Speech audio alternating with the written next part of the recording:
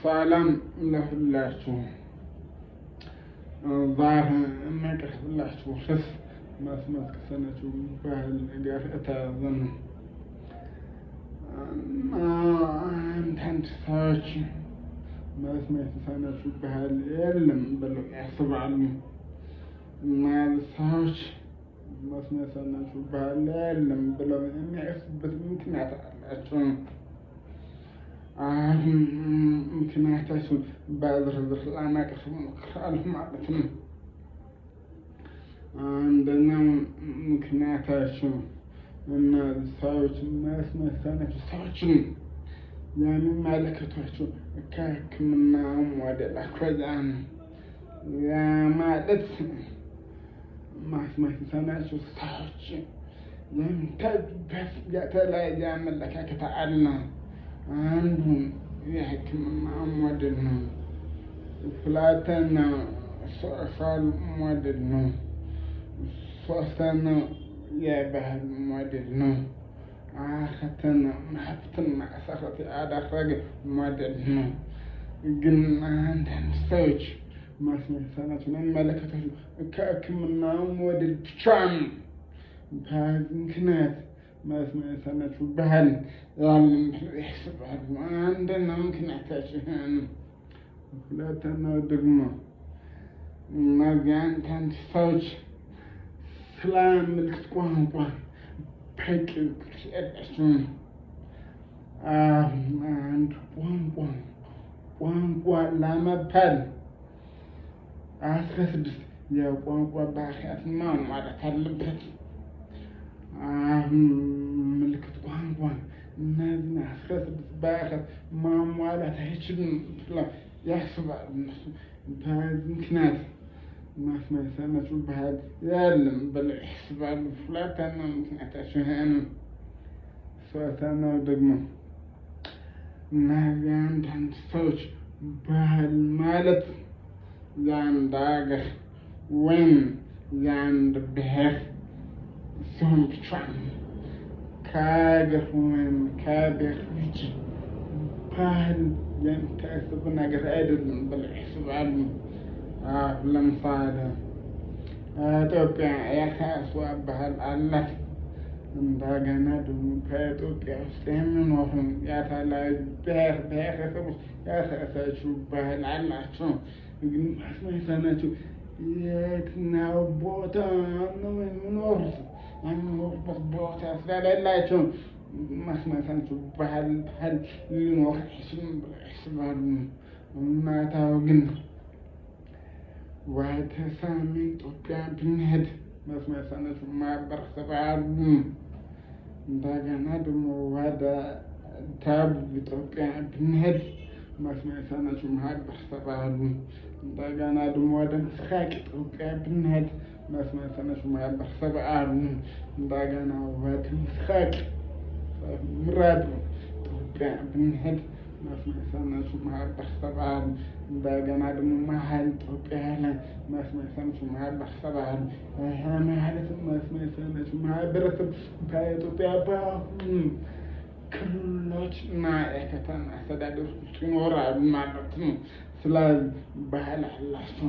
ግን አንዳንድ ሰዎች ባህል ማለት የሀገር ነው፣ ባህል ማለት የብሔር ብቻ ብለው ስለሚያስቡ መስማት የተሳናቸው ባህል የለም ብለው ያስባሉ።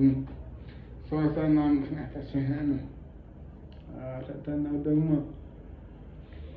እነዚህ አንዳንድ ሰዎች ከመስማት የተሳናቸው ማህበረሰብ ጋር አብሮ የመኖር ልምድ ያላቸው አብረው አልኖሩም። ሁለተኛ ደግሞ አብረው ስራ አልሰሩም። ሶስተኛ ደግሞ ምናልባት የራሳቸው መስማት የተሳናቸው የሆኑ የቤተሰብ አባላት የላቸውም። አሁን ከመስማት የተሳናቸው ማህበረሰብ ጋር አብሮ የመኖር ልምድ በሚጎድልበት ምክንያት መስማት የተሳናቸው ባህል የለም ብለው ያስባሉ። አራተኛው ምክንያታቸው ይሄ ነው። አምስተኛው ምክንያት ደግሞ ራሳቸው መስማት የተሳናቸው ሰዎች የተለያዩ አይነት ናቸው። ልዩነታቸው በሁለት ምክንያት ነው። አንደኛው ምክንያት እነዚህ መስማት የተሳናቸው ሰዎች መስማት የተሳናቸው ያሁንበት የዕድሜ ዘመን ይለያያል። አንዳንዶቹ ሲወለዱ ጀምሮ መስማት የተሳናቸው ናቸው። ሌሎቹ ደግሞ ከትውልድ በኋላ መስማት የተሳናቸው ናቸው። ከትውልድ በኋላ መስማት የተሳናቸው የሆኑት ራሳቸው ደግሞ እንደገና አራት አይነት ናቸው። የመጀመሪያው በልጅነት ዘመን መስማት የተሳናቸው የሆኑ፣ ሁለተኛው ደግሞ በወጣትነት ዘመናቸው መስማት የተሳናቸው የሆኑ፣ ሶስተኛው ደግሞ በጉልምስና ዘመናቸው መስማት የተሳናቸው የሆኑ፣ አራተኛው ደግሞ በእርጅና ዘመናቸው መስማት የተሳናቸው የሆኑ ናቸው። ሁለተኛው ምክንያት ደግሞ እነዚህ ሰዎች የመስማት ኃይላቸው ይለያያል። አንዳንዶቹ ሙሉ በሙሉ ወይም 100% መስማት የተሳናቸው ሊሆኑ ይችላሉ። አንዳንዶቹ ደግሞ በከፊል ወይም 50% መስማት የተሳናቸው ሊሆኑ ይችላሉ። አንዳንዶቹ ደግሞ 25% መስማት የተሳናቸው ሊሆኑ ይችላሉ። አሁን እነዚህ ሰዎች መስማት የተሳናቸው የሆኑበት ዘመን ሁለተኛ ደግሞ የመስማት ኃይል መጠን ይለያያል። በዚህ ምክንያት አንዳንዶቹ መስማት የተሳናቸው ባህል የሚቀበሉ ሲሆን፣ አንዳንዶቹ ደግሞ መስማት የተሳናቸው ባህል አይቀበሉም።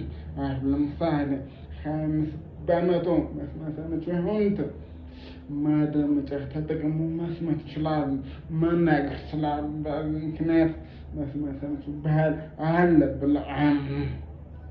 አምስተኛው ምክንያት ይሄ ነው። ስድስተኛው ምክንያት ደግሞ ከመስማት የተሳናቸው ትምህርት ታሪካዊ አመጣጥ ጋር የተያያዘ ነው። አሁን ለምሳሌ ከ1880 በአውሮፓ አቆጣጠር ሚላን ከተማ ማለት ጣሊያን ውስጥ የሚገኝ ከተማ ነው። መስማት የተሳናቸው ኮንፈረንስ ታደርጉ ነበር። በዚያን ጊዜ አንድ አጀንዳ ነበረ። ይህ አጀንዳ ምንድን ነው? መስማት የተሳናቸው እንዴት ይማሩ? በንግግር ቋንቋ ብቻ ይማሩ ወይስ በምርጥ ቋንቋ መማር አለባቸው? የእርሱ ውይይት ታደርጉ ነበር። በዚያን ጊዜ በንግግር ቋንቋ መማር አለባቸው የሚሉ በከፍተኛ ድምፅ አሸንፎ ነበር። በዚህ ምክንያት ምልክት ቋንቋን ከምድር ለማጥፋት ሙከራ ታደርጉ ነበር።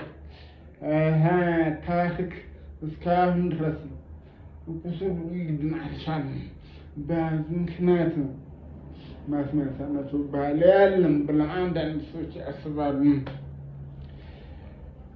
ሰባተኛው ምክንያት ደግሞ መስማት የተሳናቸው ባህል የሚለውን ኮንሴፕት ራሱ የተዛባ አረዳድ ነው ያለው። አሁን አንዳንድ ሰዎች መስማት የተሳናቸው ባህል የራሳቸው የመስማት የተሳናቸው ሰዎች ብቻ ባህል አድርገው ይቆጥሩታል። ግን እውነታው ይሄ አይደለም። አሁን መስማት የተሳናቸው ቤተሰብ ያላቸው የሚሰሙ ሰዎች የመስማት የተሳናቸው ባህል ባለቤት ናቸው። ሁለተኛ ደግሞ ከመስማት የተሳናቸው ሰዎች ጋር አብረው የሚሰሩ አብረው በምልክት ቋንቋ መግባባት የሚችሉ ሰዎች ራሳቸውን የመስማት የተሳናቸው ባህል ባለቤት ናቸው።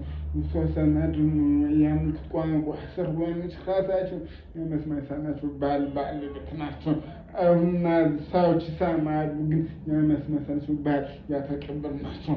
አሁን ሰባተኛው ምክንያት መስማት የተሳናቸው ባህል ሲባል የራሳቸው የመስማት የተሳናቸው ሰዎች ብቻ ታደርጎ በመቁጠሩ ምክንያት መስማት የተሳናቸው ባህል የለም ብለው ያስባሉ ማለት ነው። በአጠቃላይ አንዳንድ ሰዎች መስማት የተሳናቸው ባህል የለም ብለው ያስባሉ። ምክንያቱም የለም የሚሉበት ምክንያት ስላላቸው ነው።